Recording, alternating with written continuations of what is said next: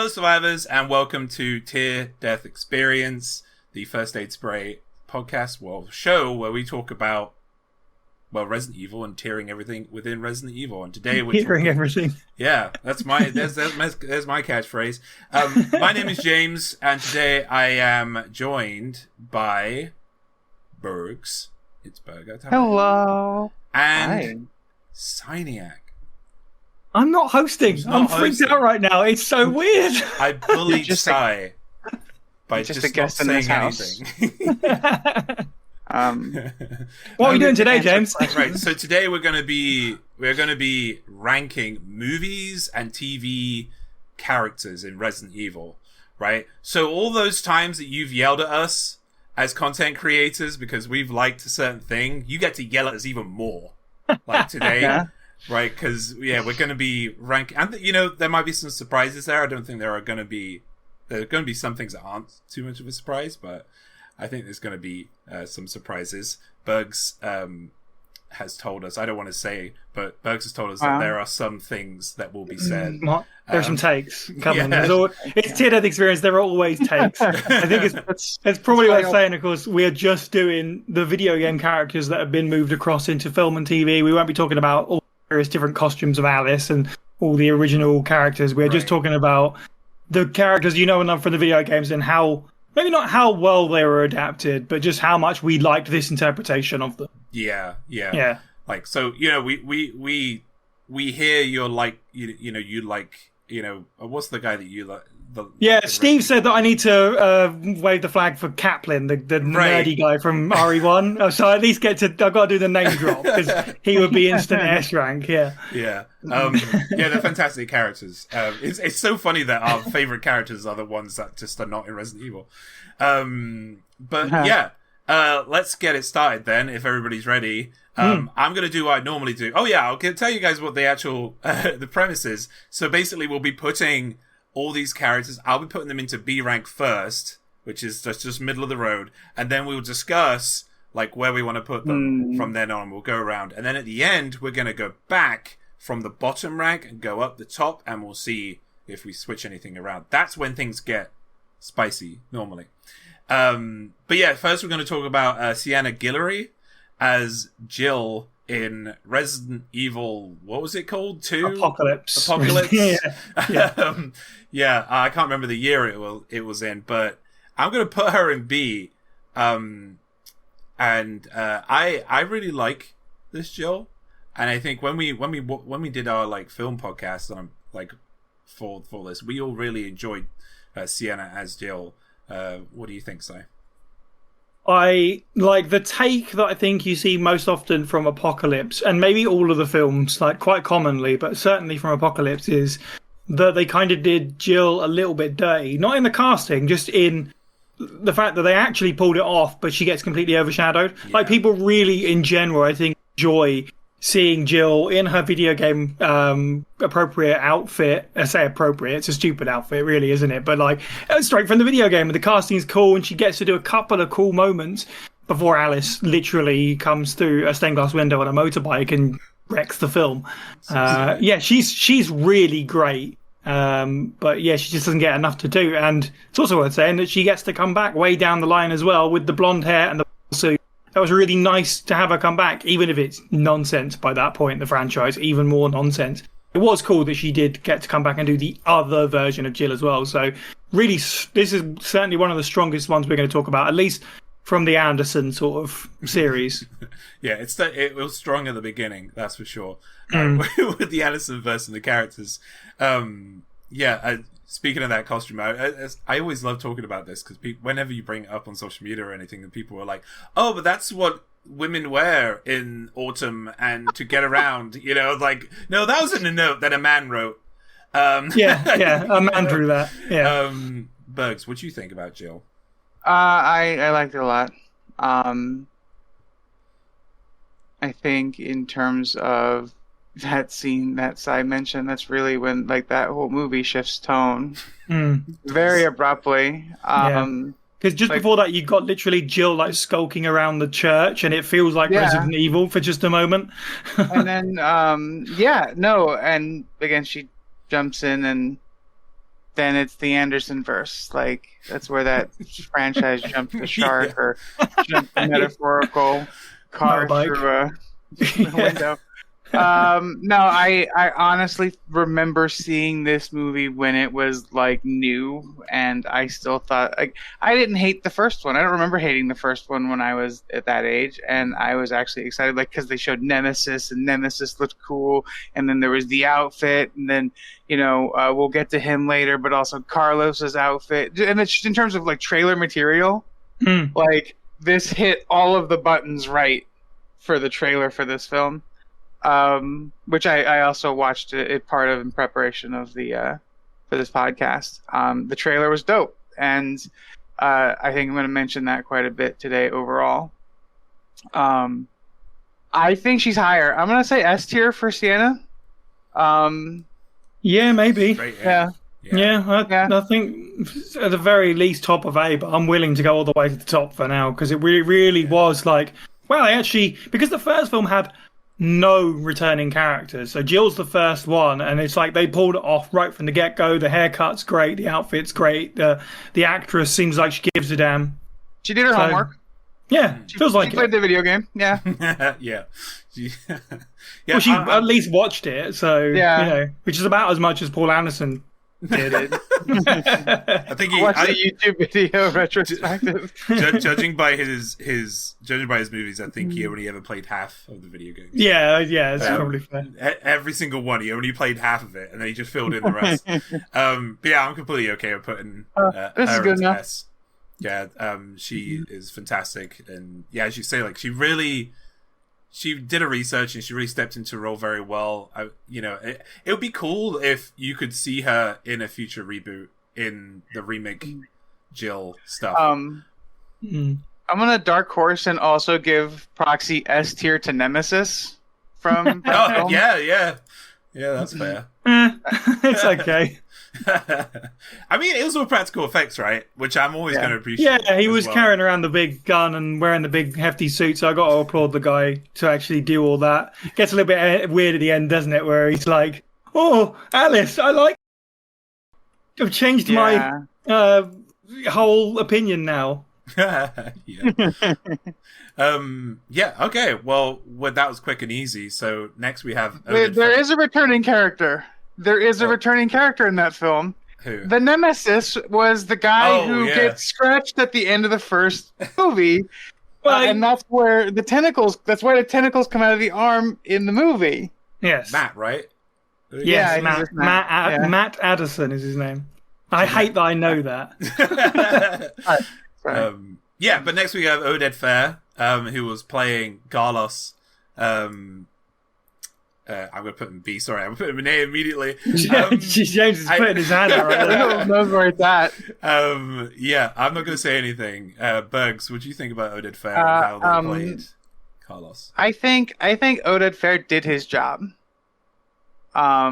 He went out there and played the part he was told to play. If that makes sense. I don't fault his portrayal of the character the character he's playing. It's not Carlos. It's there's nothing of the original character aside from maybe the outfit. Yeah.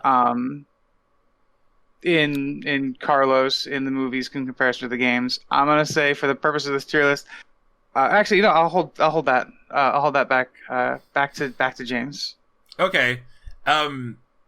So I have an interesting take on this. So do I. I think we might maybe be thinking the same thing. Pre-remake 3. Yeah. Okay. Yeah. All right. It's wild, right. Isn't it, to think that maybe if these films had come out after remake 3, people would have been like, "Oh my god, with the exception of the hair, he's practically perfect." Like his character in this is so close to remake Carlos. It's mad. Yeah, it's very nice to see as well. Do you think the actor who played him in the video game or the people who made it saw the movie and were like, what? I'd love that if it was. But yeah, he's so meta.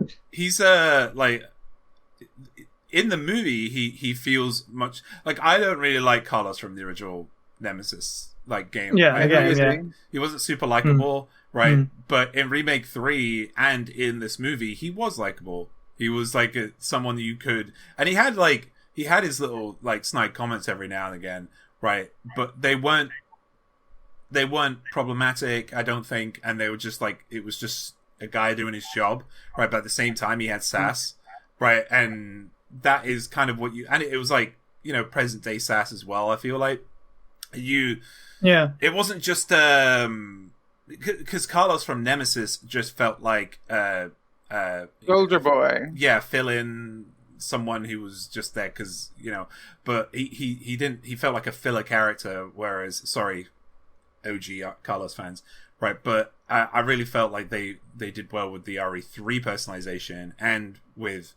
in Resident Evil Apocalypse, Carlos... He's in several, isn't he? That's what I was going to say. He's in Apocalypse to begin with, when they kind of do follow the story somewhat of him being part of that squad, as Berg said, wearing the UBCS sort of inspired outfit. You've got a version of Nikolai and stuff like that.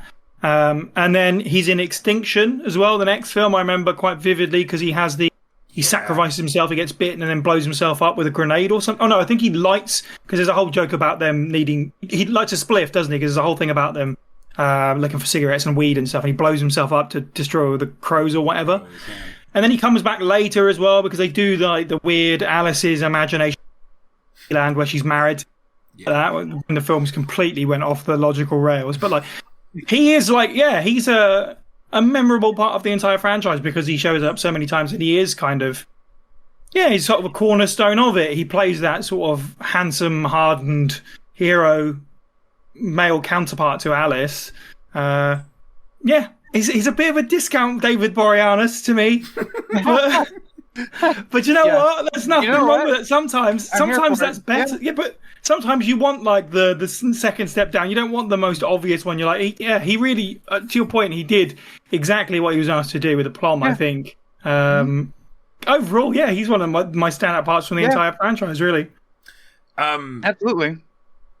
So now we get... He's aged well, regardless of the remake. But I think in general it's aged well, his whole sort of arc through the films. Yeah, that I agree with that. Because I'm like, he's one of my favorite characters on this list. I think he deserves a high A for me. I mean, I know we're not got much on there right now. I would not have any problems with him going into S. To be honest. But Bergs, what do you feel? So here's controversial opinion number one is, what is the name of this tier list? Resident Evil movie characters? Are we tiering it in to the video game characters, or just overall? I think it's just how much you enjoy them, and how well they adapt that character may or may not be a part of that. So okay, that's fine. Okay, understanding that, then yes, I'm with James, A tier. Like, because if it was the other thing, then it'd be bottom of D for me. Right, sure, but no, that's where most of these people probably would go. Yeah, he seems like an actual character, so he's got that working for him. Even though his character is quite simple, he's less of a prop and more of a character. So I'm happy to go S as well if we want to go that high up, but high A is also fine. Okay, let's put him into S for now, and then if we put anyone into A, we can see. This is the first time this has ever happened, I think, on TDE, where we've had just straight S's straight away. And who'd have thought it was about the Anderson films? And do you know, I don't think it's going to change either, because we've got Ali Larter up next as Claire. I don't know. I don't know about that. Okay. I don't know.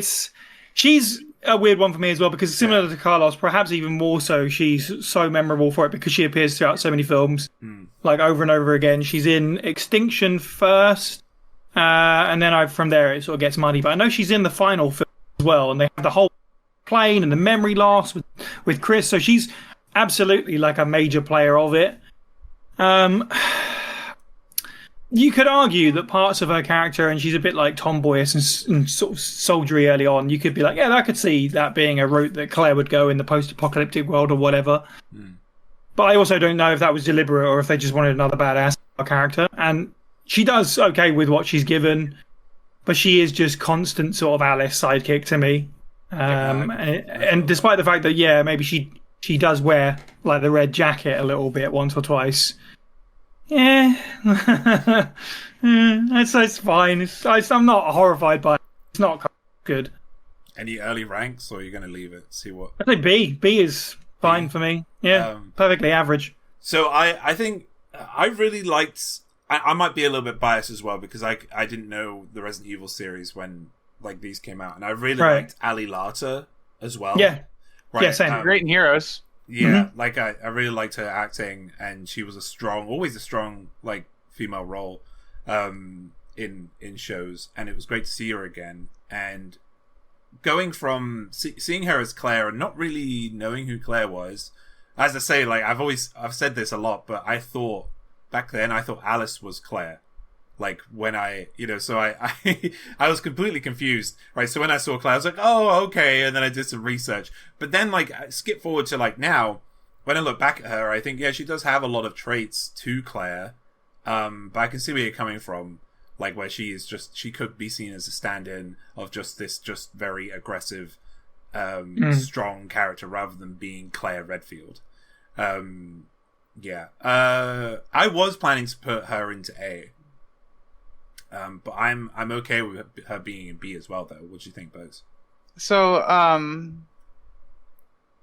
I think Ali Larter is another actress who did her job. I think she did fine. Like Sai said, I think she did fine with what she was given. But aside from generally a few scenes, like you said, with like the memory loss and Chris and stuff like that, like. You don't really get a sense that it could be anybody. We had a very similar conversation with the remake Claire outfit, right? Who is that character if you don't know what their name is? I must say I do like Ali Larter. Again, I think she did a fine job. I'm not trying to take that away from her. Yeah, for sure. I must say C, which puts us at a B average. Okay. Yeah. I'm fine with that. Yeah, I think it's unfortunate because she did quite. You're right in terms of like her strength as an actor. So there are moments certainly where she was standing head and shoulders above some of the other cast members, but I just don't feel like her character had a whole lot of chemistry with anyone else that was. And there's not a lot memorable about it considering that she appears so frequently. So it's a shame really because it feels like a bit of a waste of her at this point. I was going to say you reminded me it would have been great to see more of her and see what she was capable of. Like if we got to see more of her on the screen. If the movies weren't about Alice, I think, and be a great lead. Yeah, absolutely. It's a real shame about that, though. We're going to be saying that a lot during this. All right, so B at the moment. So our first B. Here we go. Next up, we have Wentworth Miller. Yeah. What? Does everyone sort of when this came out? I don't know if everyone else felt this way, but like I was like, wow, that's actually kind of a get. Yeah. Like I don't think it was at the height of his popularity, but like Prison Break was massive. Like, and it was recent. This is like right after Prison Break, or maybe even still during Prison Break. Well, quite possibly. It's really weird watching it back because I feel like as a voice for Chris, he's really good. I was watching some of the scenes earlier, and it's like. His voice really fits. I don't think visually, and even like the story that I'm just checking. I think it's Retribution was the next film, which is the one that he's in. His story is like I've been jailed mistakenly. I just like what's this got to do with anything? It's so weird. And one of the most like lauded characters in the series. Yeah, and that's how they put it. That's how they introduce him, and he appears once. And then vanishes. And he has a showdown with Wesker, which has absolutely no stakes because they don't have any backstory. Yeah. So I've looked it up, and it absolutely was during Prison Break. Oh, there you go, then. Prison Break ran for 12 years. Wow. That was a huge, as Sai said, a huge gap, but wasted. I think, I should correct myself. It's Afterlife, is the name of the next film, which is this one. Sorry, but yes, go on. That's the one where they're on the rooftops and they have to... Yeah, that's the one. Oh, man. A lot of stuff happens. Yeah, so the main thing I remember about Wentworth Miller as Chris Redfield in these movies is who made the decision to put him in that overall. He's so weird. His costume's so bad. I have, from when I used to work in a foundry... I have an overall upstairs that is way too big for me. You know, and it's like, who was doing the costume? Like, you know, who looked at the game, and went, oh yeah, that's Chris Redfield. Like, what? It makes no sense. Like, he's t-shirt, he's khakis, he's boots. He's not whatever the overalls. Like, he's not the electric guy. He's not the cable guy. He looked like budget Jim Carrey. He's like he was so he looked bad and he didn't get enough lines. He was really stiff, like, as well, like, which is saying something. So because Chris is also pretty stiff, right? But he didn't lend anything to the character. No, whether that's Wentworth's fault or not is another matter. I don't think it is. I think because. I mean, look at all these other characters going to go through, right? It's clearly not his fault right here, but man, what a wasted opportunity he was. I want to put him immediately into D, personally. Yeah. Yeah, I'm not against that. Like, I feel like you're right. He was given almost nothing to work with. So I do feel like he's also to blame, but also not, because, like, why would you put any effort into that? I don't feel like for his A game one. So blame him because it's garbage. So my thoughts to that are, I think Wentworth showed up and didn't do his homework. I think he read the lines on the page. And I think maybe so.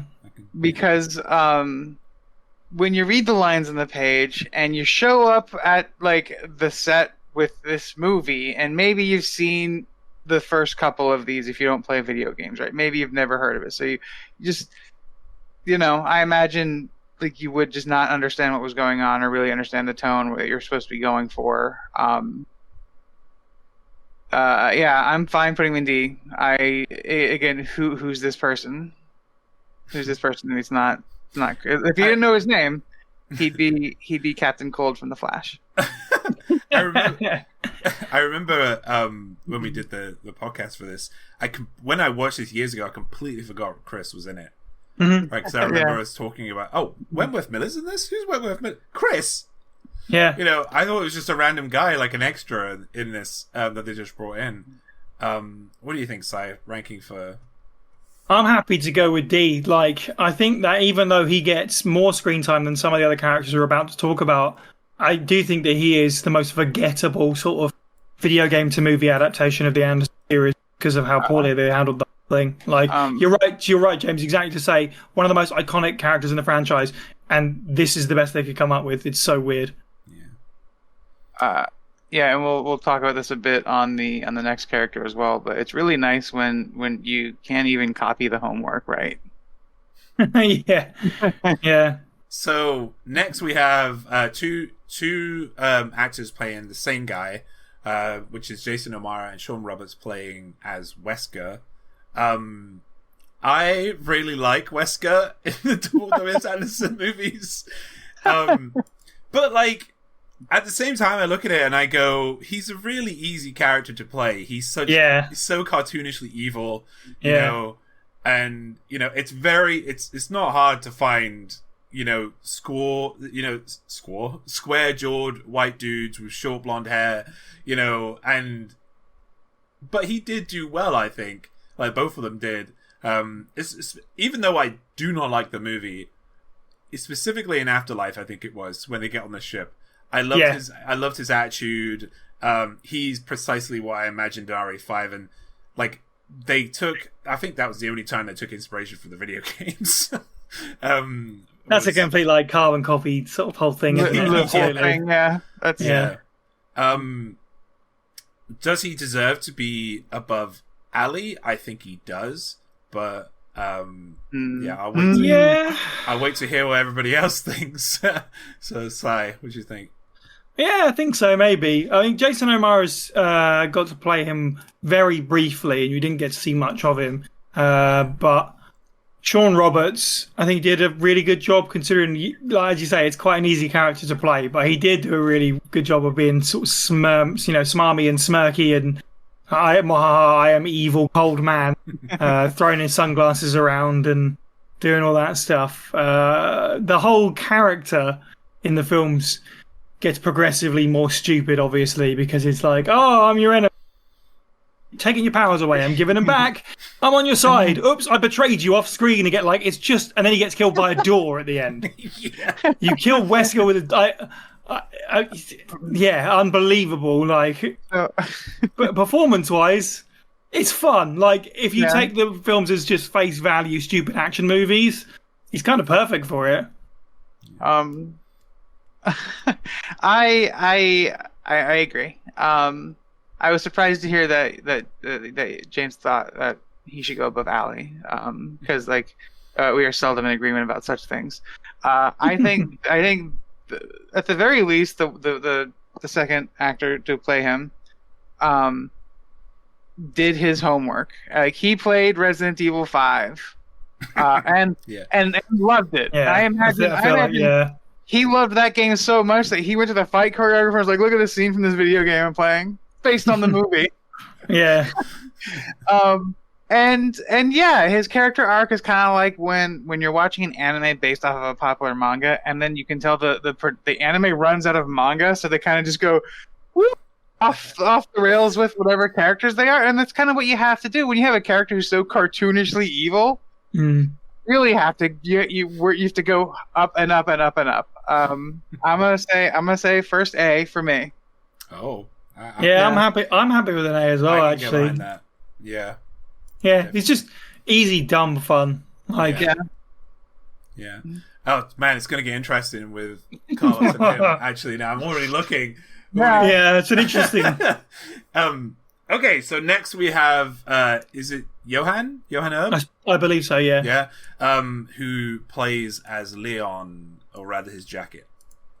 Because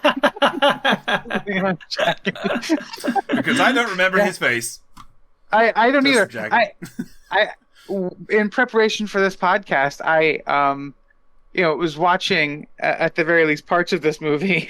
I tried watching the whole thing. It was terrible. Yeah, but I remembered that I had already seen the movie. All right. Years and years ago, and just completely forgotten about it. Because there's like moments in the movie, I'm like, oh shit, I had seen that before. I actually like remember that. Anyway, hate it. I hate this man so much. Oh boy. It's so weird, isn't it? It's so weird because he looks and it. I can't. I don't. Somebody else go for a moment. I need to compose myself. So it's very similar to the Chris situation. Yeah, it's somebody that could have pulled it off. Maybe they're just completely forgettable. Same with you, Bugs. Like, I barely remembered this person. I didn't remember this person was in this when we watched the podcast. When I did the podcast, and I think I remember asking the question: is he in this? Because I watched all these movies on like 1.5 speed, so I was like, did I miss this guy? The thing is, though, he's not. It's not like he's a cameo. Like, looking back through it today, he actually is quite consistently throughout the movie, and he lives to the end and then vanishes. Next one. Yeah. Went to the pub. But yeah, he does nothing. He's literally part of a group of soldiers they send in, 2 of which are original characters, 2 of which are video game characters that they've just gone, hey guys, some things that people recognise, done. And it literally is that. Like, he looks enough like Leon. They've got the jacket, look at the jacket, and he's got the blue shirt on underneath. But I think the casting's terrible. I don't think he can play Leon whatsoever.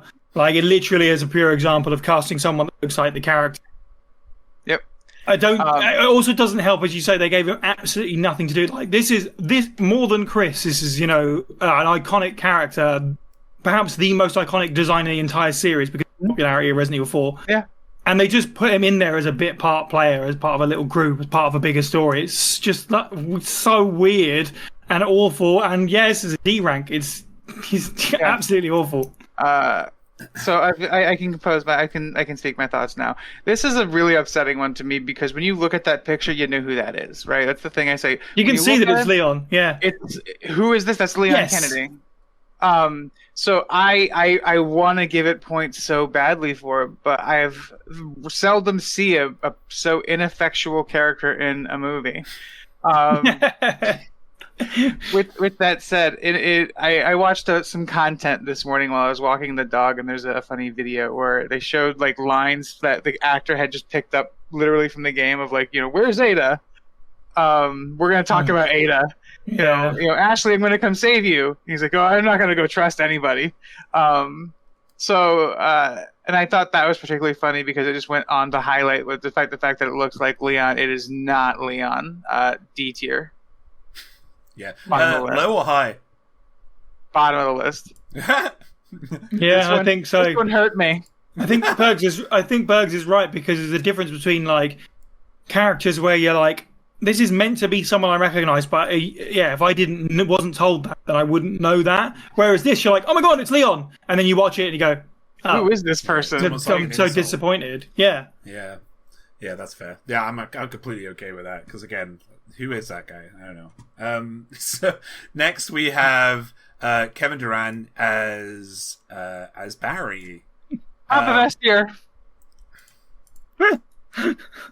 Oh god, this one's I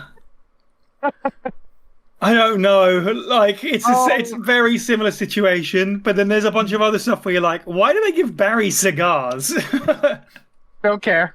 It's because right. So I'm gonna bat for this Barry. Okay, a little bit. So I feel like Kevin did some background work on him. Mm-hmm. Like in terms of his presence. Yeah, maybe. Yeah. He did, even though there wasn't much of him. I think the only thing I remember is the elevator, him coming down it, and then he was just shooting guns. That's about all I can remember, which is Barry. He loves shooting his big old guns. Yeah, he does love shooting guns. He has a heroic sacrifice as well in this film, I remember. Yeah.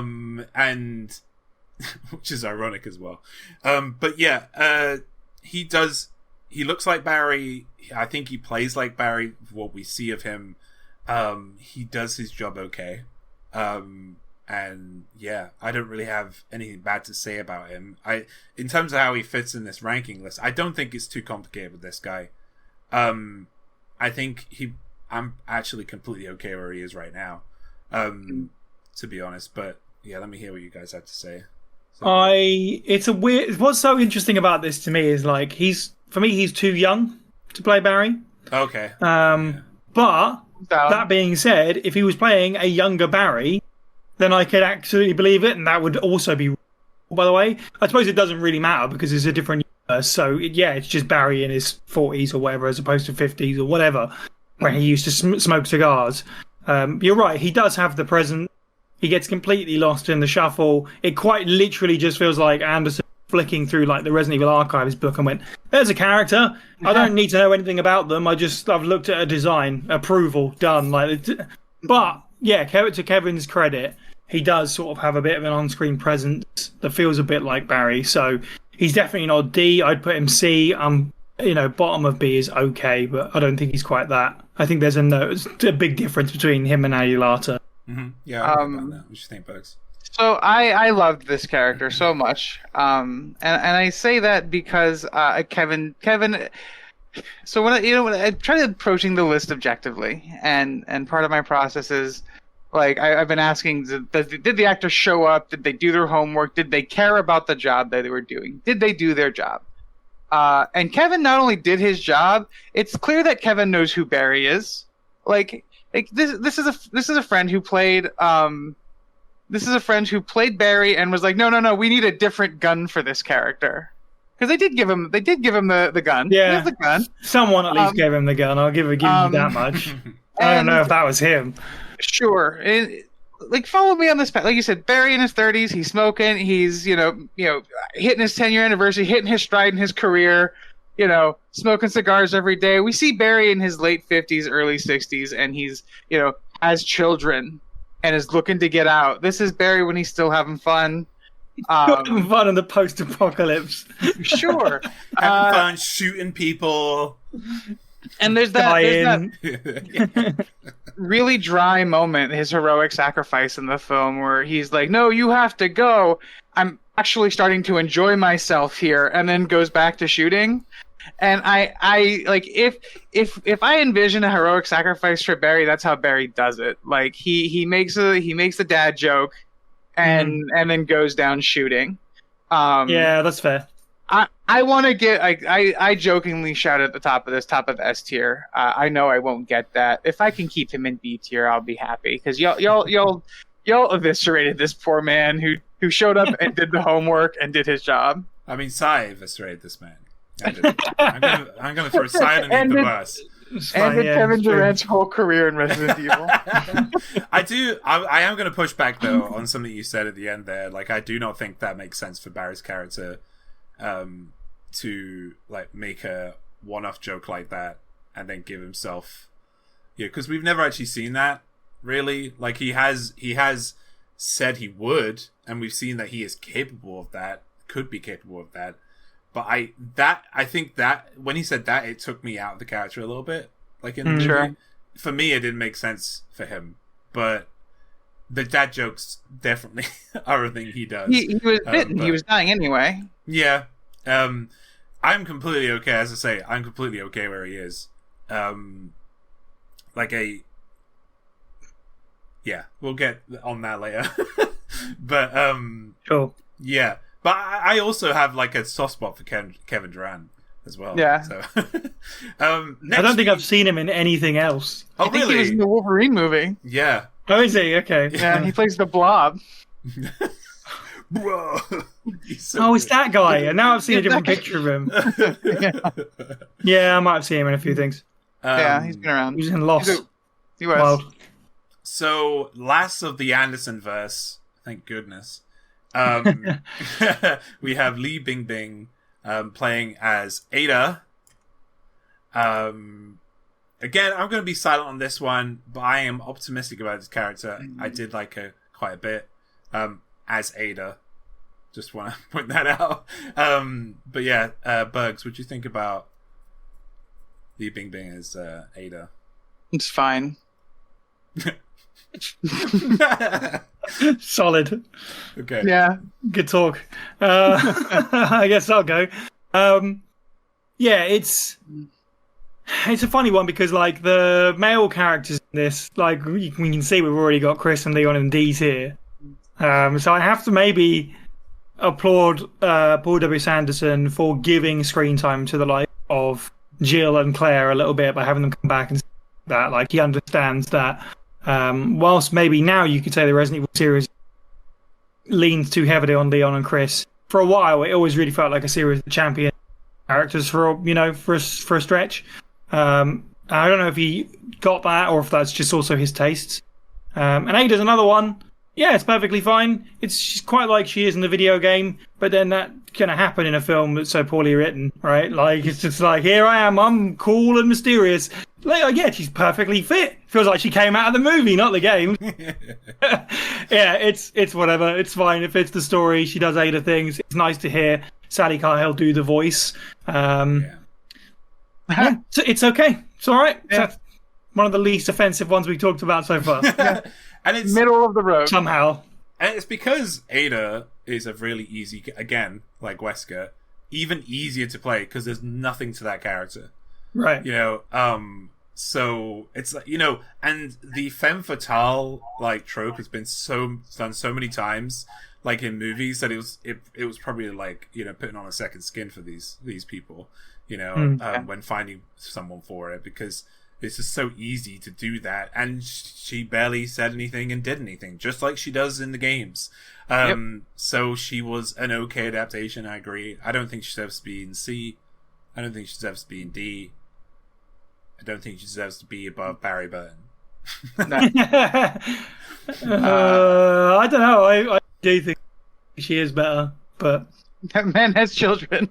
It's the only time I'm ever going to say that about these characters. Okay, I can be convinced. So when we get to later on, I could be convinced, to be honest. Okay. All right, so let's get into another chapter, which is Welcome to Raccoon City. we have first up, is it Avon or Avan? I think it's Avan. Avan, Georgia. I apologise if I'm wrong. Yeah, sorry. Playing as Leon. Here comes controversy. Boo. Yeah. I love this Leon so much. I do too. Yes. Yeah, Avan does such a good job, and I'm not going to talk about all the controversy because it's been talked about enough, and you know who you are, right? But he does such a great job. It's precisely who I imagined when I was watching Steve play RE2, and then when I played Remake 2. Like, I got the same vibe from Avan in this. Like, definitely. He was a rookie on the job, and he's doing his best. That's precisely what I got from Avan. For me, no quibbles. He's straight into S for me. Mm-hmm. Yep. I really like, and under sort of talked about thing I think about Leon's role and his performance throughout this movie is that because of, and it has, even for just a film, it has a shorter runtime than most anyway. It's quite a compact film, but because it's a film, it's only however long to a video game. Like, it's really hard to tell that's kind of Leon's ongoing frustration with things that you get in the game. Like, continually frustrated because nobody's listening. We get that in the film as well. Like, Leon's kind of and he's completely like, I don't know what's going on. I'm way in over my head. But the further we get into it, he gets just more and more frustrated with things.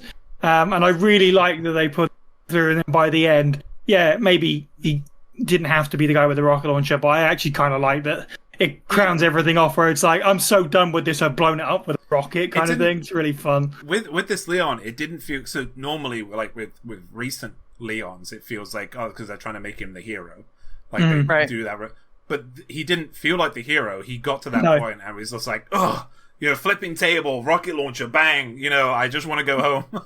Yeah, kind of. Yeah, it felt very real, very realistic. I will say that I saw this movie for the first time in preparation for this episode of Terror Death Experience, and I absolutely adored this film. Nice. The filmmaker did their homework, the actors did their homework. Like, in terms of Resident Evil media content, I think this is the best we'll get. The movie understands what Resident Evil is supposed to be in a way that none of these other movies, I think, did. Which, what is this film? It's a zombie B movie, and it owns it. I think this actor did a wonderful job. Again, he was you, which is what Leon was supposed to be. He was new to the situation. He really didn't know what was going on, didn't know the local town politics, and is just trying to exist. Which Leon, same friend, S tier, happy for me. I'm actually completely okay with putting it in high as well, like high S for me, because I think he supersedes. Even though I love Jill, I think he supersedes Jill as well, because you see more of him, you see more characterization. Like, I feel like he fits better, even though Sienna, like, she was one of the first. There is some nostalgia there, but when I just keep looking at his little face, and he's just so good as Leon. He got the gimme. It's like you said, they treated him like the heel for the whole movie, and then at the end he gets his reward. It's an interesting, like, I don't know if I would go quite that high personally, but I also can kind of understand it, because he's a character that definitely generates a reaction. And I think that in terms of Sienna's Jill, her character and the stuff she was asked to do, largely, we talk about acting, not necessarily stunts or whatever, but just the dialogue that she was given and that kind of stuff. It's largely quite simple. It's easier to do. I'm no actor. I'm a bum here, but it's easier to do. Whereas Leon in Welcome to Raccoon City had some more complex stuff to put across as being this kind of hungover, way out of his depth loser who, when the chief calls everyone into the office, he goes too because he doesn't realise that he's out. just stuff like that is really fun. He's a really fun character to watch. So I'm sort of arguing myself up to S. I don't know if I'd put him above Jill, but I'm happy with him being an S because he is out of the cast from Welcome to Raccoon City. He's one of the stronger ones in terms of enjoyable. Really, what we're ranked. So, okay. Where would you want to put him, Bugs? Above Fair. I'll put him above Carlos, but not above Joe. All right, we'll do that for now. Yeah, that's fine. And we'll see what we get later on because we have some. I think we have a couple of big hits here. That come. While you're down in the comments telling us how wrong we are, don't forget to subscribe. By the way, it's about to get worse. So next we have Kaya Scodelario. I'm sorry if I butchered your name. Playing as Claire Redfield. I will stay quiet here. Bugs, what do you think about Claire in Welcome to Raccoon City? I think she is another actress who showed up. I don't hate her. I actually quite like her as her character. I do appreciate that this film gave her a lot of her like key things from that arc. Like she gets to ride the motorcycle. She has some really great scenes in the movie. Like I love that. I love the itchy tasty scene. Where it's like the spooky, she's like talking to the neighbor, the neighbor's already like rotting and falling apart, and the kid's like, no, you need to run. And like that scene where like I liked that a lot. She looks the part, she wears the red, she acts like, a concerned sibling. I liked her. I don't know that I liked her as much as I liked Leon. But I'm definitely saying at the very least above Wesker. In A tier is where I'm at with her. I can get behind that. The one thing about Kaya is as Claire, because I really liked her in this. There was some of the maternal instinct of Claire was lost a little bit. Yeah, we didn't really see. Yeah, didn't really get that story. I think that connects to Claire quite a lot, and like it built her character quite a bit. That doesn't make someone who they are. It's just that we didn't see that. Like it was like watching a hurtling train along some tracks with her. She was just always, she was super strong as a character. Like I loved her as a female lead. But yeah, there was something missing there from when you compare it to Claire as an adaptation, and I think it was that. But I still liked her, so I enjoyed her more than I just like you, Bugs. I enjoyed her more than I enjoyed Wesker, but less than I did Leon. Carlos is looking at me like that little face. Yeah, say, convince me. I don't know. This is a weird one because it just seems like it's such a weird choice they picked Claire out of the four. They've got all the cast here and here. The actual lead out of the four characters, she's probably the least mainstream. So it's an interesting choice. So I applaud them for that, and I think they do pull some of it off in terms of her remake 2 characterization, especially like breaking into Chris's home and stuff like that. She's a punk. Like, I can absolutely see her doing that kind of thing. There's a couple of bits where it's like, it's a little bit weird that she's Jill, but sure, okay, but stuff like that doesn't matter too much. Casting's good. Props to Ali Lata and her wardrobe apartment. Because but I suppose we are reflecting remake 2 where she's now a brunette dead. So, okay, fine, I guess.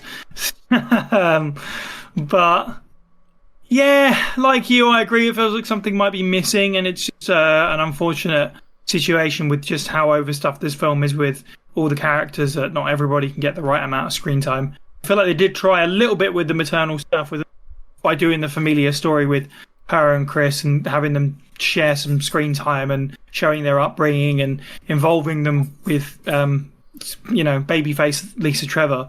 But yeah, I don't know. I would actually put her under Wesker for me. Like, I don't think she's quite that great, but I also can't pick too many holes in it either. Like, she did really well with what she was given. I mean, we could meet in the middle and just put it above top of A, top of A, and then we'll go back to it. Yeah, she's not as fun to watch as Carlos to me. Yeah, I can get behind that. Yeah, no one's in C yet. I've noticed. Yeah, I don't really know what that means yet. Yeah, next we have Robbie Amell. Is Amell or Amell? Amell, I think. As Chris Redfield. I loved his Chris. It brought, and this is coming from me, it brought a well-needed angle to Chris. And one we knew that was there. All right. We knew that Chris was like this, but when we play as Chris, we don't really get that angle. I feel like him being a little bit of a comedian. He's serious as well, but he does have a little bit of a funny side to him, and we see that in Welcome to Raccoon City, and it really bumped him up as a character for me, because of just bringing that extra angle to him. Like, Chris is such a bonehead, he's just a blank slate, in the games, and Robbie really added writing to that board for me, and I enjoyed watching him. I don't think I'm going to be controversial when I say that this, for me, is the best character in the film by quite a sizable distance, actually. Like, the casting's great. I wasn't aware of Robbie before the casting announcement, but then I really enjoyed watching him in Upload.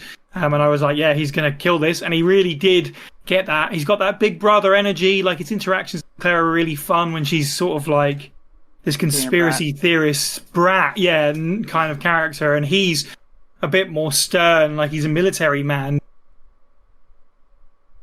Yeah, they got that really well. And whilst the sort of father relationship with Birkin was a little bit weird, different, I think the way that they had Chris react to all of that was really clever and really well. You could absolutely see that era, like Remake 1 Chris, having that reaction, because we do see it a little bit with Oscar at the end of the game, where he's been betrayed by a boss who would have been a father figure to him. So I guess they were trying to.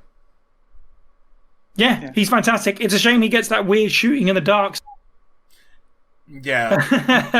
But me a headache. Oh god, what I wouldn't give just to see more of him as Chris. For me, easy S rank. Yeah, same. What do you think, Bugs? Oh no! I think we persuaded Bugs. You did. You caused me to move up. You did. I was gonna say C rank is for Chris. God. There's a specific thing I really didn't like, and it was that I don't believe that Chris would follow I don't believe that Chris would be able to look around and see that his neighbor's face is melting, and then not be like, you know what, everything is fine here. You're crazy, sibling. You're crazy, Claire. God, I gotta go to work. Don't touch my bike. But y'all are right. I won't say easy S rank, but I will go up from C, and put him at the bottom of A rank. Bottom of A. Bottom of A. I can't do that. No. Really? No, he's way better than Wesker, and he's way better than Kaya. You know, that's fair. I'll put him. Okay. All right. If think about it. If you look at the characters, if he could be top of A, he'd be top of A. I don't think he's S ranked, because again, I don't believe Chris as a character would not think something was wrong. I don't believe it. But he's not the suspicious one. Jill is. Right. But Chris is also not dumb. He's a bonehead. Yes. He's a meathead. He's a career music. So ultimately speaking, I think I don't.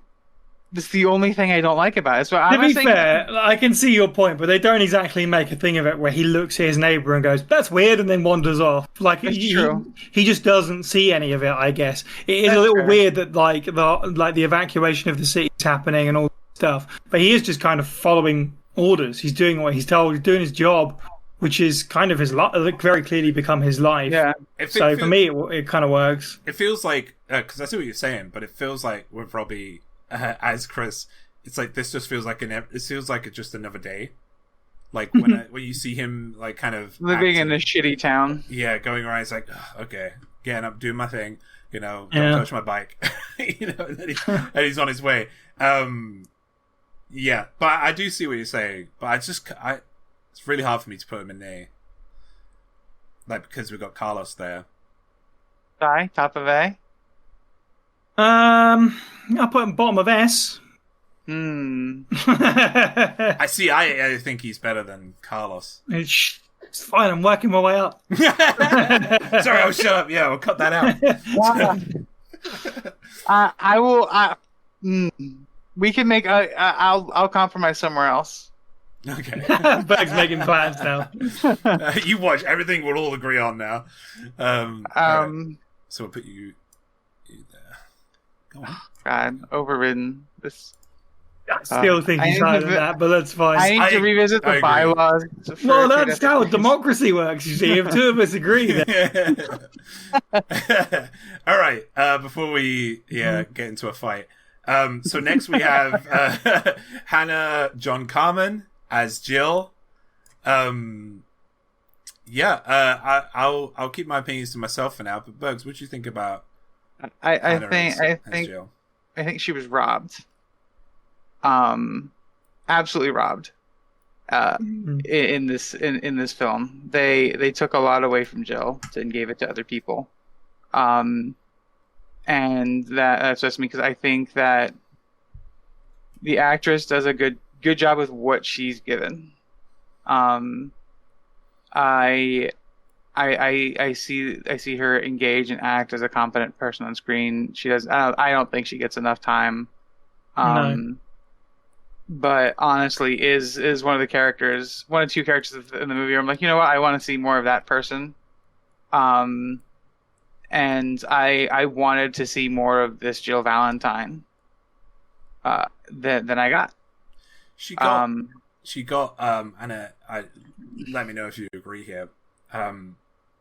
I feel like she was two different people because she was this very strong character and someone that I really loved in the first half, and then she became, there's a term called fridging, and like I feel like she wasn't killed, right, but she was kind of just sidelined and completely fridged, in place of other characters.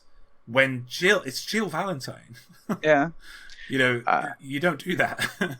The fact that they took the piano away from Jill, like that hurt me. That hurt me a lot. Mm-hmm. I'm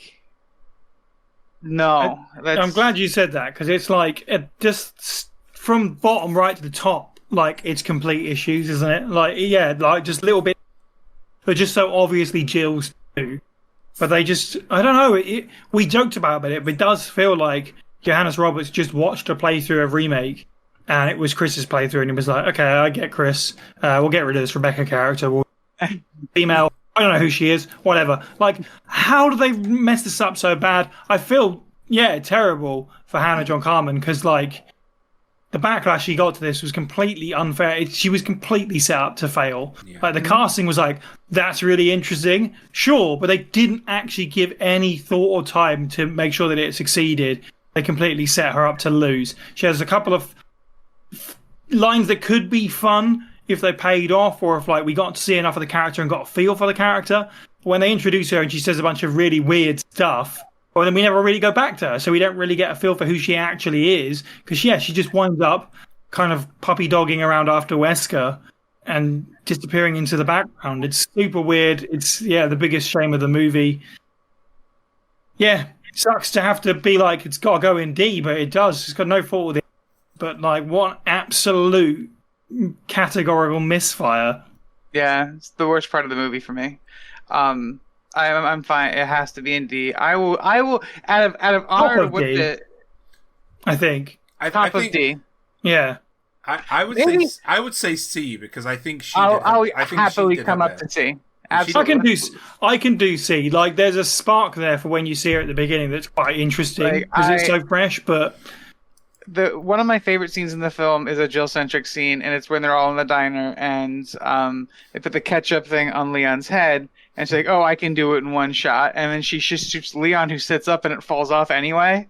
yeah, I thought that's that funny. was hilarious. Yeah. So yeah, I'll say C. I'll give her C. Yeah, that's fair. I really wanted to see. I know it's not. It's clearly not the same Jill Valentine, but I wanted to see more of who this Jill actually is, and Yeah. If we had gotten a follow-up for Nemesis, that'd be dope. And be crazy. Just to back up my rank as well, I say C because when I think about Hannah's role and that Jill, and then I compare it to Wentworth's and that other guy, there's no. I don't. They're just so boring. Yeah, there's no comparison there. Whereas Jill did actually have an element of entertainment to her, and true. There was some adaptation there.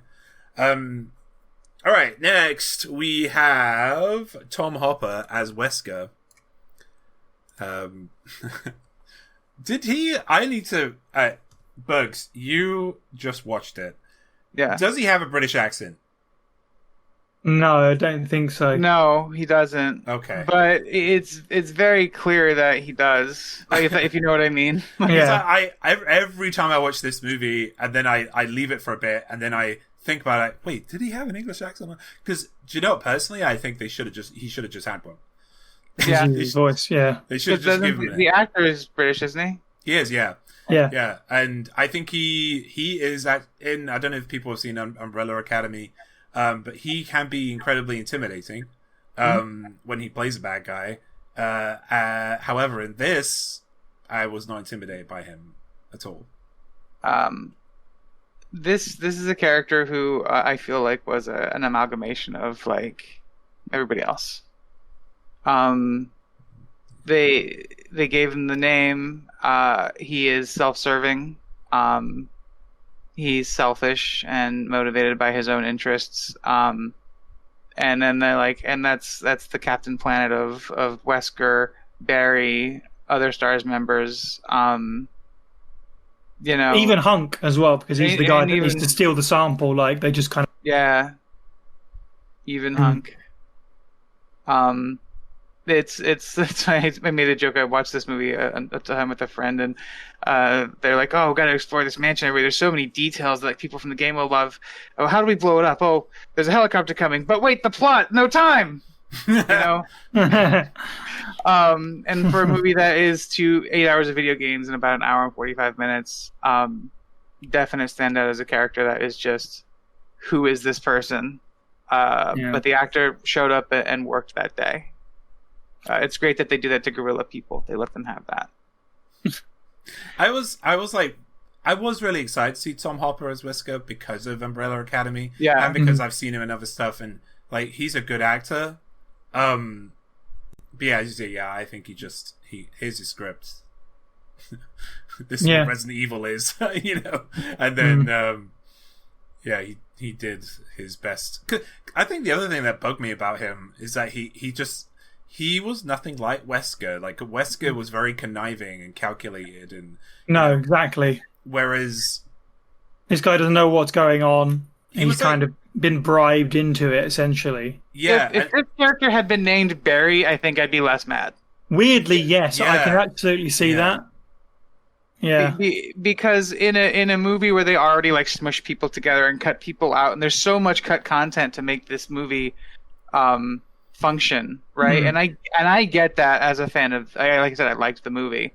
If they had not named this character Wesker, and again named it Barry, I'd be less mad, because if you're going to combine all of the extra Stars characters into one from a plot, it's going to be Barry. That's going to be the one you end up with. Could even be Chris. Yeah. They needed, I think they just wanted to use the name, didn't they? Just like how they just like using the Umbrella logo in Raccoon City and all. We have to have a Wesker in there somewhere. I don't know if this is the case with Tom Hopper, I have no idea, but like, can you just imagine You've been cast as this iconic video game villain. Oh, awesome. Here's your script. You look at it and go, what's this got to do with anything? This is not the same character. I've just been doing my research. This is not. And then you just have to do it. I don't know if that's the case or not. But like in that position, it sucked. Because, yeah, as fans, we were like, Tom Hopper as Wesker, that's a little odd. But definitely everyone was kind of willing to give it a chance. I got credentials there that kind of implied that it could be an interesting take. And he did really well. Character they wrote that isn't clearly not Wesker. Right. It's just a bunch of pegs to go in holes, and doesn't really. I don't know. It's quite interesting. I kind of like whilst it isn't Wesker, his character is quite interesting when it has all this sort of guilt about shooting someone and the kid being there and all this, and he's kind of having. And then it gets a bit silly at the end where they give him the sunglasses. Got an aversion to light because he died and came back or some nonsense. It's alright, but like, yeah, it feels like it.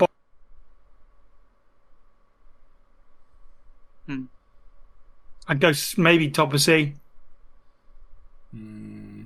I would go lower than that. Oh, okay. Yeah, because I just don't see any Wesker in him. Yeah. All right. I'll give him bottom of C. I'll give him below Jill. I definitely think at the very least, when I look at him, I don't see Wesker, but like he did a good job in the movie. He as a plot device, he functioned well. Yeah. And you can see, I agree with that. You can see like we're disappointed, rather than like with Wentworth and Loeb, or whatever his name was. Loeb. This movie tried a little bit more. We were just like, trumping at the bit to say who the heck are these guys, because it was so badly done. With this guy, we saw potential, and we're a little bit disappointed. Fair enough. I was sort of entertained by some of his later scenes, but I'm willing to. That's fine. I totally understand. Yeah. As we say, the sort of disappointment it stings more. It's the same thing with Mr. Loeb at the bottom there, where you're like, "Oh, it looks like Leon," and then you just go, Yeah.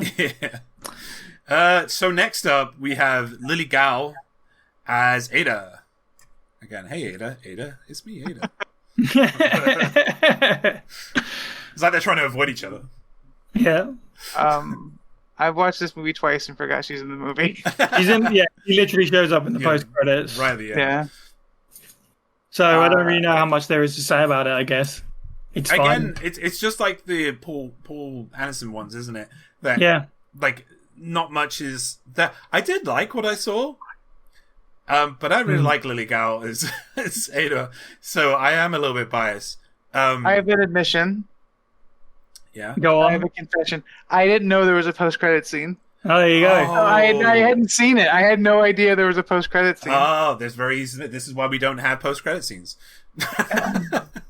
But in short, Wesker wakes up out of body bag, can't see, Ada turns up, gives him sunglasses, and says we have work to do.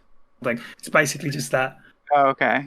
Yeah. Sequel bait for a sequel that will probably never happen. Does Wesker have yellow contacts? No, I don't think we see his eyes. I think he's just like, I can't see. It's also really dark, we need these. There's a lot of red light, isn't there? I think it's just like an underground bunker thing. I don't know if there's red light or not, but it's meh. As you say, James, I think you're quite right on the money where it's essentially characterless. Yeah.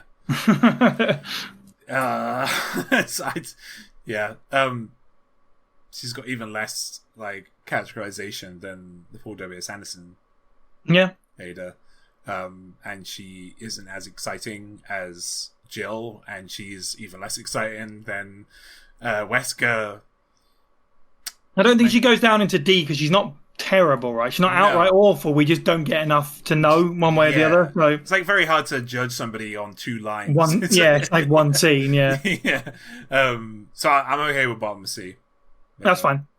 Yeah. All right. Final three. So next we have Neil McDonough as Birkin. Mr. Video Game Movie himself.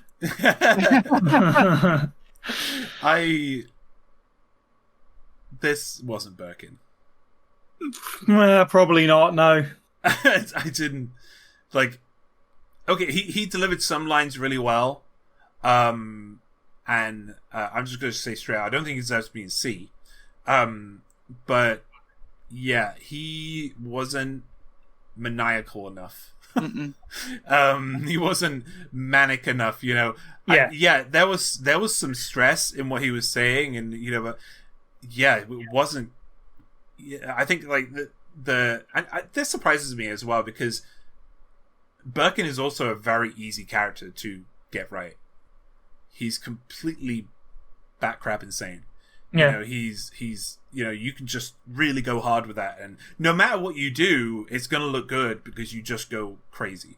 Right? And yeah, but he was almost too. When he comes to the sort of final showdown with Chris, he's almost too cool, right? Yeah. He's walking around saying a bunch of bad guy stuff. I actually found it fun to watch, but yeah, it's not quite Birkin. It's kind of a stand-in. It felt more like a net. Yeah, kind of, yeah. Yo, talk about somebody else who was robbed in that movie. Yeah, there's a reason I didn't. I was like, we're not going to put a net or Sherry on here, because it's like, it's not. Yeah, like you. How dare you? Shouldn't even get a name. Yeah. How dare you rob that woman of her strength?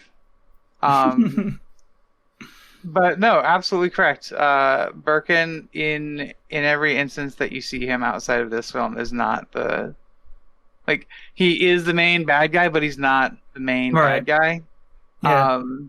Like you see him in a cinematic before he injects himself with the G virus, and that's kind of it in the first one. They give him a little bit more characterization, but mostly like the stuff that he does here is what you see Annette doing, and like they stole Sherry's dad from her and gave her to Chris and Claire, and yeah, I guess so. They said Sherry doesn't get a father. Chris, here you go. Spouse adoption service. That's what they called it. In terms of Birkin, Neil McDonald showed up and did his job, and he did Neil McDonald, which is his job to do. He's like scenery chewing. Like I'm trying to compare. I'm trying to compare Neil and Tom here, because they actually both act kind of similar. Like, in terms of their characters, they do too much humanizing of the character. And that's okay if it makes sense for the character, but it didn't make sense for any of these characters. They was like, oh, we want to bring a new angle to these characters. Actually, now I'm getting deja vu about that being mentioned, right? But it's like, nah, if you wanted this to be a sequel, right, and, you know, there's no way you could have just added a human side to it. You could add a slightly darker side to it and make, you know, by giving a flashback or whatever. But, you know, yeah, now I think about it, they both act kind of very similar in how. So I'm wondering if, like, maybe the like the casting director or whoever it was, or the direction itself was a bit skew with these two. Maybe. Yeah. I think that they got to get like Neil McDonough, which when you're making a B movie is a pretty big get. Yeah. And I think that because they got him, they inflated his role in the film to utilize the actor that they scored for it. Like, it really could have, for me in that film, like, it could have been, instead of actually like having him as a character, he's referenced, and then you see the CGI G stuff, because that looks amazing. Yeah, props for that. Actually, that whole like transformation of him walking around and it growing is really cool. Yeah. That was awesome, but I'm not giving that to Neil for that. I'm gonna give him a D. Jeez, he's not. I don't think he's D worthy. Nah, he's not abject terrible. I think he's, to be honest, where he is right now, I don't hate that. Really? I think he should be below Jill. I don't know. It was quite entertaining to watch, and as a fan of the source material,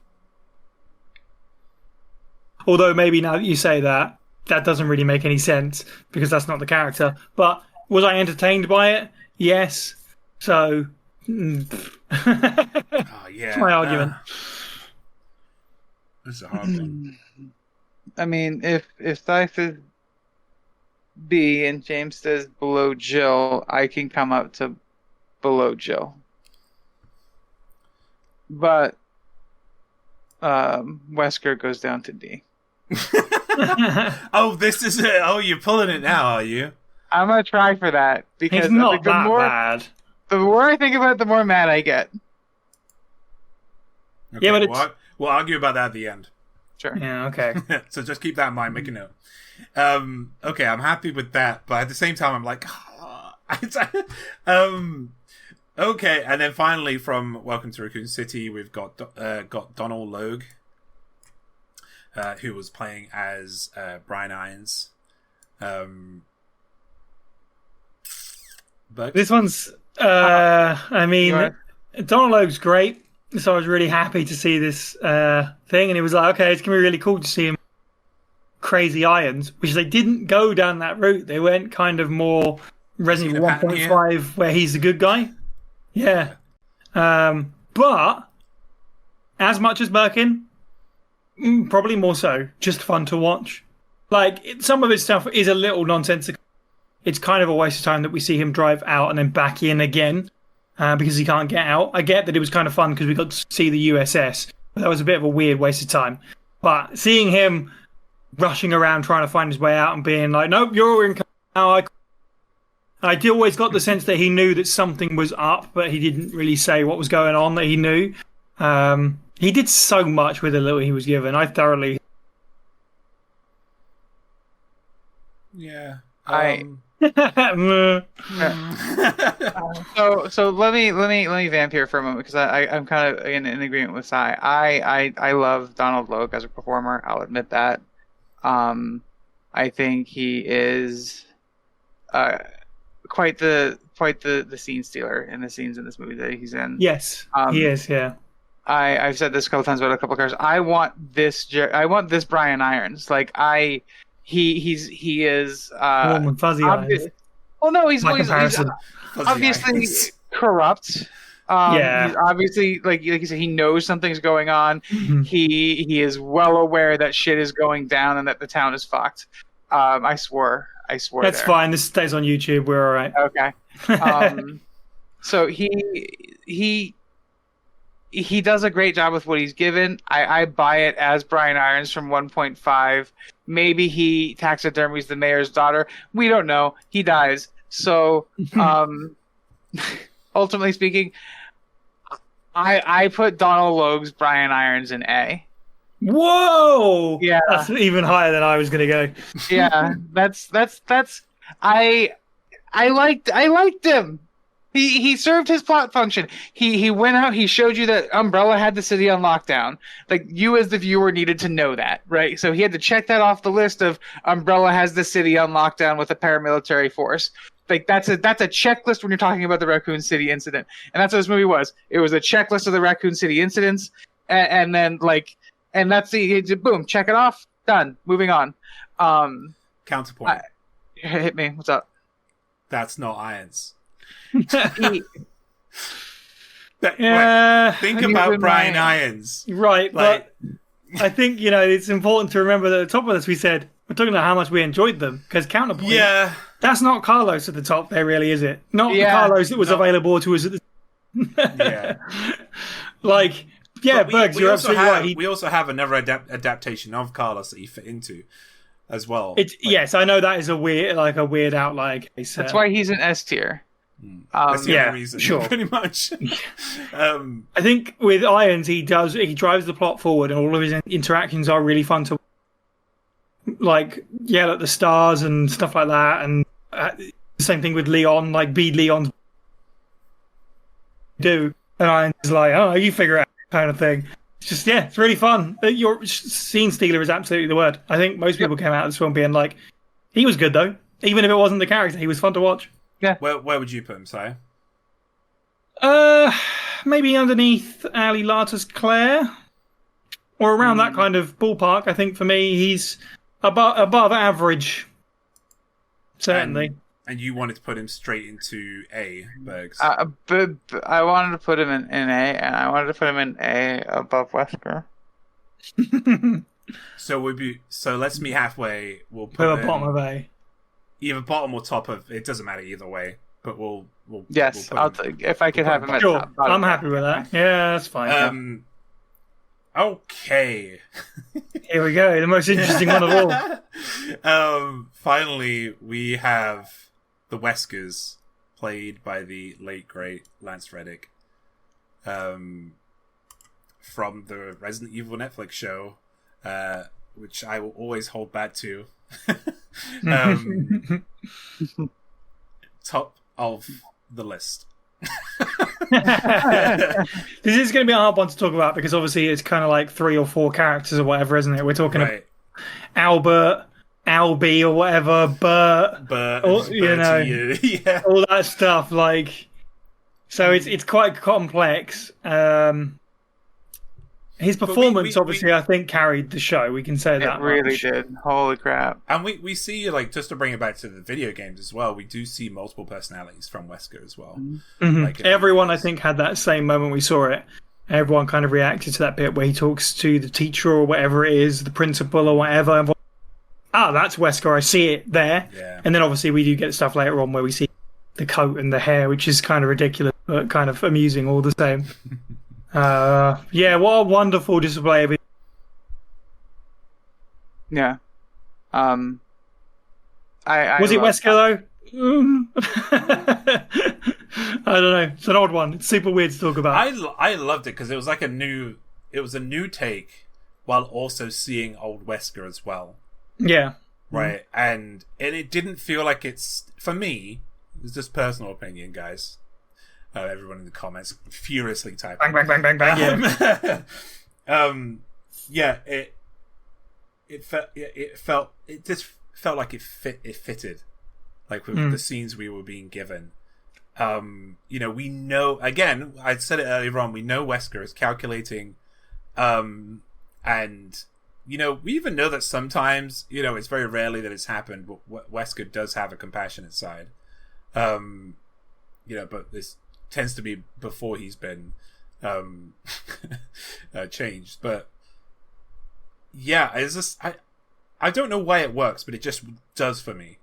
He just works in every way. It feels like Wesker, even though there's so many different ones of him, and he's got like different personalities. Even with the one character he seems to have just snap judgments and snap kind of responses that just make you stop, in place.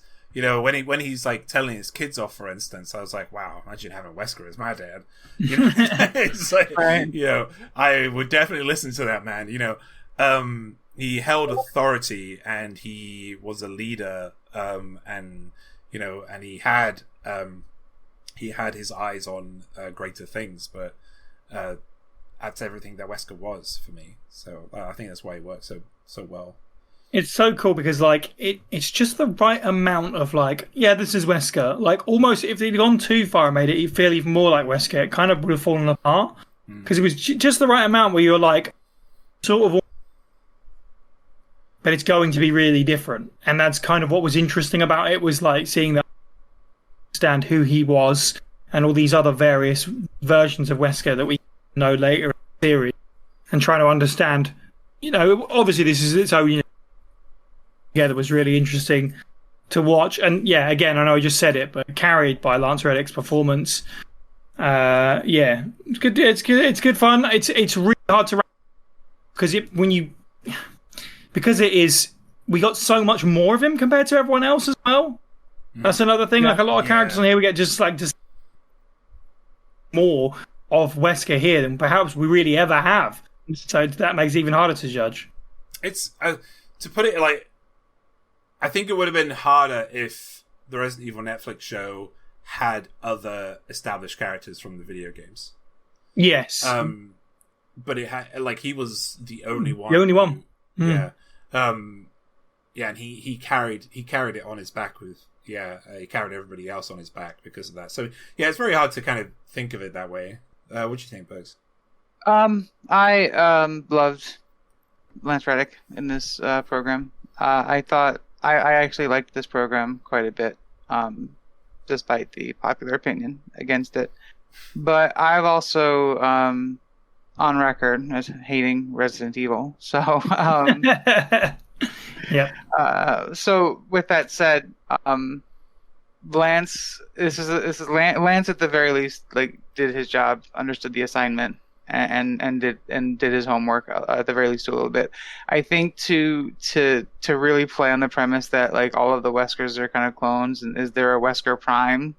He's not. There actually isn't a Wesker Prime that we see in the show, is there? Do they comment on that at all? I think so. I think the coat Wesker was meant to be Wesker Prime, if you like. Okay. The Neo Wesker. Yeah, Matrix Wesker. And there's just again so much of it with Lance absolutely crushing it all season. Unbelievable, by the way, that we got to go from like this is the main character, Albert, and we're trying to figure that out, and then nobody saw coming that the last few episodes we'd get wholesome, childlike Bert, which felt like an entirely different thing. Like that was just such a wild. I think Bert remains the thing that people look back on and go like, that was at least fun. And then wasn't Bert also prone to like violent outbursts? Yes. Yeah, extreme violence. Yeah, he was great. Yeah, love him. Because that was at the beginning. That was kind of foreshadowed. Well, not even at the beginning. I think halfway through, it was foreshadowed that he is capable of that. I just think I think he deserves to go up to the very top for me, because I enjoyed him so much, and he brought like a new dimension to Wesker. Okay. Whether if he fits the video games is another matter. There's a tougher one to answer, isn't it? Because we got so much of it, but also because it felt like the prologue to something more that we're never going to get, unfortunately. Yeah. So it's really hard to talk about it because it does feel like we hadn't point yet where he sort of transforms into his own version of whatever was going to happen. We see shadows of the Wesker we know. Yeah. From every version of Albert and Bert, that we see always like a shadow of Wesker. Then we see the Wesker like coming into the lab, and he's given, I don't know, like 3 or 4 lines, I think. Yeah, it's very brief, isn't it? Yeah. I was almost going to be resistant to say let's not go rushing right to the top, but in terms of if we are ranking this just from watching the actor portray the character, I think you're probably right. Yeah. Like he's the most fun actor out of the lot. Well, not the most fun actor, but the most fun performer. Most entertaining. Mm-hmm. And I think it's the passion as well that Lance put into it as well. Yeah, for sure. Like it's very. Can you imagine? An actor who was trying to do multiple personalities in a show? Weirdly, I can't imagine anyone else playing that role. Very so odd. weird, isn't it? Yeah. So wild. What do you think, Bugs? Are you okay with high S? Top of the list. I will say the other actor I could see playing that role in terms of actors that I know can act 2 different roles in like the same scene, and it's Michael Fassbender. Oh yeah, fair. Okay. That's a great shout, actually. All right, so now we get to the spicy section of TD, and that is going back from the lowest rank and then going up. And we'll see if anything changes, and there are going to be some changes here. I don't think there's going to be changes from straight up. So Loeb and Whitworth. Loeb. No. No. Look at those charming, piercing eyes from Wentworth Miller. Look at those and tell me he deserves to be at the bottom of the list. Yeah. Oh, you want him to be at the bottom? No, I'm not. I'm fine with where he's at. Like, yeah. This is the right way round, and I think this is exactly what D-tier... Like, no one else deserves to be this low. It's just these 2 for me. Yeah. There is just enough... Even though we don't see much of Lily Gow's, there's enough of a distinction here that D-tier, I think, did for me. Okay. All right, so straight into C then, low C. So Lily Gow and Tom Hopper's Wesker. I'm really mad about Tom Hopper's Wesker, so he can go lower on the list for me. Not for me. I'm happy this way around. Okay. I am actually okay with him going lower. Yeah. Oh, okay. All right, okay. Damn, he's been superseded by a character with 3 lines. Yeah. At least she's a character. Which, by the way, I should point out, Berger has not actually seen. You're right. Actually, I need to turn this around. You're right. You're right. That's fair. I have no leg to stand on here. Yeah, no, you're right. I really You're don't. right. I really you don't. can't really argue that point. We have to stand by our. Yes. Okay, so Tom Hopper and Neil McDonough's Birkin. I draw the line at this one because I can draw this comparison, and at the very least, Neil McDonough was a character in a movie. I don't get that. Or like the Wesker character was a character. He was not Wesker, but he was. He drove the story forward. But That's true. There was more Birkin in Neil's portrayal. You know, than there sure. was And I Wesker. and I enjoyed that fight scene. But Wesker's sort of slowly unfolding mystery story. Yeah. that's where the plot went. All right, so they stay as they are. Okay, so Birkin and Jill. No, I'm upset about her so much that I want her to be the top of C. No, Birkin is more interesting to watch. Sorry, but it's just is. I wish they'd done more with it, but yeah, he's more consistently interesting and has a crescendo point, whereas she is a few lines at the beginning of the film, and then they kind of forgot that she existed. It's true. But that's just my 2 cents. I suppose, since Jill is Wesker's puppy, let's put them together. All right, since we changed that around, Wesker and Jill. That's Wesker's high for me as well, but I know I can't draw that. I need to. Yeah, Jill definitely is above Wesker here for me. She's more interesting. Fair enough. And Tom Hopper's little puppy dog eyes when he shoots someone and realizes what he's done. At the moment, but it's fine. All right, so top of C to bottom of B, we've got Niels Birkin and Li Bingbing's Ada Wong. If we're talking about general enjoyment, then at the very least, Birkin is higher than her. Agreed. I actually agree too. This is why I love this section. I love this. Wait. So Birkin goes up to B. Hang on, we need to do it first. And then below Jill. Put her below Jill. Actually, yeah, I can get behind that. She's just perfectly fine and not much else, Li Bingbing. At least Jill, as you guys have said, there was some intrigue there because she had some we could probably stuff we'd never seen from the character before. We could probably put them together. Okay, I can put Anderson. Yeah, that's fine. And we've already done this, so this is fine. Yeah. Right. So, Kevin Durant, Barry, and Niels Birkin. Niels Birkin is better. Sorry, that's how I feel. It's definitely getting closer at this point. If I don't think I would put him any higher than this one, but for me, like young Barry's cool, but it's just like he's just a goon as part of a group. Yeah, like I just wish they'd given him an actual his own space to do something. I'll agree with Sai. Neil McDonough's rise to the top. Where are you at, James? This guy? This boring square? No, speak up! Back me up on this one. He stays behind Barry now. He's so boring. He's not Birkin. He's then not Birkin. Then he stays behind Barry. Like I look at this guy. I look at this guy, and I just didn't feel like it was Birkin at all. Right. I'm also kind of mad that he this is just bias, but I'm also kind of mad that he basically shoved his wife and kid away.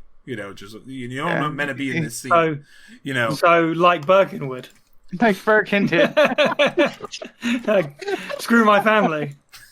That sounds familiar, doesn't it? Dang. Sounds like a certain character. No, but that doesn't. He wanted his kid. All right, so I guess ultimately speaking, James, is we're in agreement. This character is not cooler than young Barry. this character is not cooler and more entertaining to watch than young Barry. For about 20 seconds. Young Barry. I have we won. That's fine. Okay, it's fine. Lawyered. Moving on. I'm quite proud I got him that far. Okay. Okay, so we have Kevin's Barry and Ali Larch's Claire. I'm actually fine with where these two are. I'm fine with those. Yeah, that works. Ali Larch's Claire and the boring Brian. Nobody came out of any of the Anderson film pictures, I would presume, saying Ali Larter was the best thing about that film. Everyone came out of Raccoon City being like, Donald Logue really surprised. That's my reasoning. Did they, or did only Sai say that? No, lots of people said it. Believe me, No, I have so many people, at least two. Yeah. I said it, and I said it, and this person called Sai said it too. Yeah, and me said it. Oh, that's a whole two people. And then there's also me and myself. You let me know in the comment section below if I'm wrong. Okay, let's get that engagement going. Engage with the algorithm, please. All right, so Bugs, are you happy with this? Yep. No, actually, I want him higher than Wesker. Well, that's a different question. But... Yeah. Are you happy with where Ali? Yeah, absolutely. Yes. Okay, and you are as well, Si? This one's a tough one. Yeah, I think so. But I don't think he gets any higher than this. Okay. Albert Wesker got killed by a door. You know what? Yeah. That's valid. I don't think his entertainment. I don't think Wesker's entertainment value.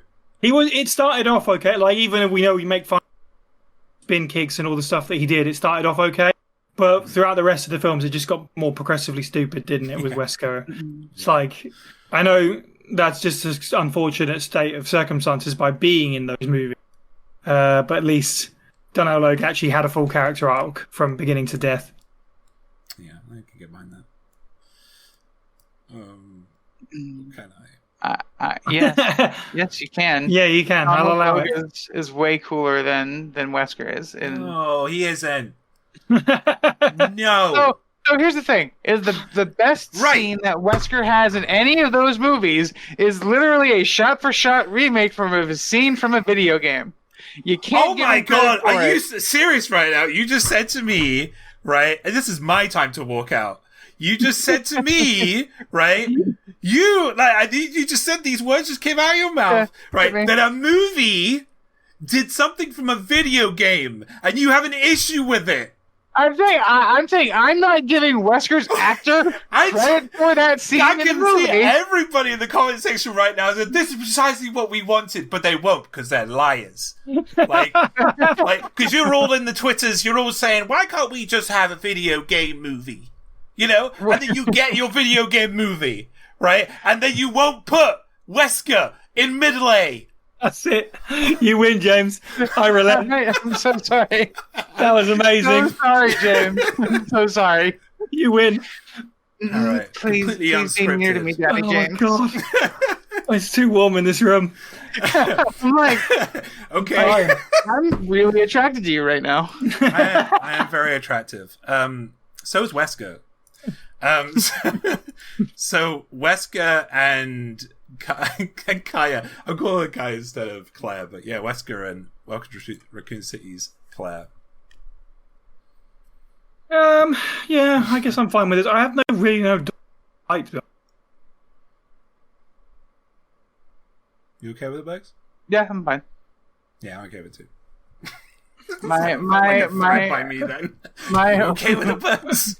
You know what you're capable of.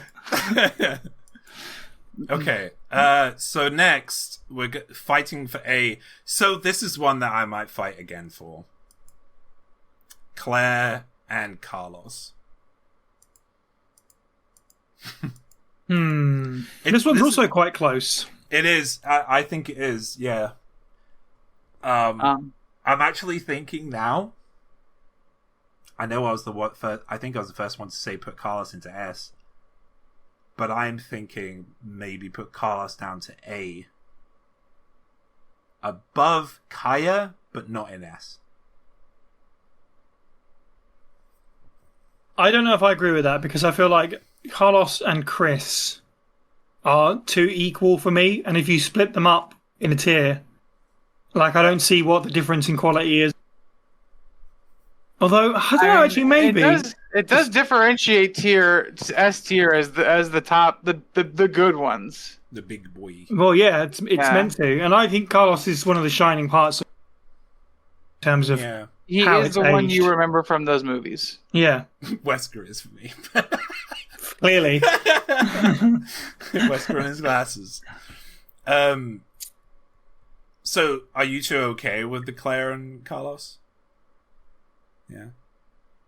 I'm happy with it how it is. There's enough of a difference there for me. All right, I won't fight that then. Yeah. Okay, so Carlos and Chris. I'm happy where it is. I would switch them. Um, I'm mad about that, Chris. I'm not mad about that, Carlos. I actually don't mind either way. Like, I know that makes it a complete tiebreak. James, how passionate are you about keeping them the way around? Do you care? I might actually... No, Leon's way better. So I'm trying to think about if we switch them around, like, is Leon's portrayal like stronger than Carlos's? Yes, by a mile. Like, if it is how it is, if I compare Leon to Amel's performance, is it better? Yes, but not by a huge amount. I don't think, which I think is why. Okay, no, I hear that. Is. I'm being spiteful when I say I want him below Carlos. That's fine. Yeah, I get that. That's fair. It's fine. I'll shout to you more later if you want me to. It's fine. It's Thank you. I mean, we've got IP later on. Every Sunday, by the way, 5 p.m. Every Sunday. 12 p.m., 12 a.m., 12 p.m. Eastern Standard. I think we're all okay with Chris and Leon here. Yeah. Are we? All right. Leon and Jill. Switch them. I want to switch them too. I want to switch them. Yeah. What do you think, Si? Let's rate performances at this point. Yeah, that's a very good point. I know I said earlier as well, like to do so. Yeah, I'm inclined to agree. Let the fire burn. All right, since we're switched. Look at that controversial pairing at the top as well. Whoa, yeah, you're right. Oh, I love it. Okay, Jill and Chris. Oh man, Chris is better. Chris is better. Chris is better. Yeah. No, 100%. Oh, Chris is climbing. It's very close. Man, what I would give to see both of those actors in their prime together as those roles would be awesome. Goodness. Seeing them side by side, but that's the first time I've seen that. It looks awesome. Seeing those three. No, that's true. Really nice to see. Okay, now we switched that. We've already done this, so Leon and Wesker. I think that's fine. I think that's right. That's fine. No, that's valid. Oh, I didn't do Jill and Carlos. Yeah, that's the one I was. That's also fine. Yeah, I think that's okay, which is odd considering how much Carlos we get and how a sort of, as I say, a cornerstone of that series. I think Jill still pips it just for being so perfect in what she's given. Yeah. All right. That's our tier list. That's our tier list of Resident Evil movie characters. Wow. That was something. All right. Well, thanks everybody for joining us today. Thank you guys. Thanks to Sai and Bergs for joining me for this episode. Let us know what your favorite character is. And tell us how wrong we are in the comments, which I'm sure you've done. For Brian. Hashtag justice for Brian. Yeah, I'm sure you've done plenty of times in the comments, but please do it more. Like, at least comment another 10 times. Engagement.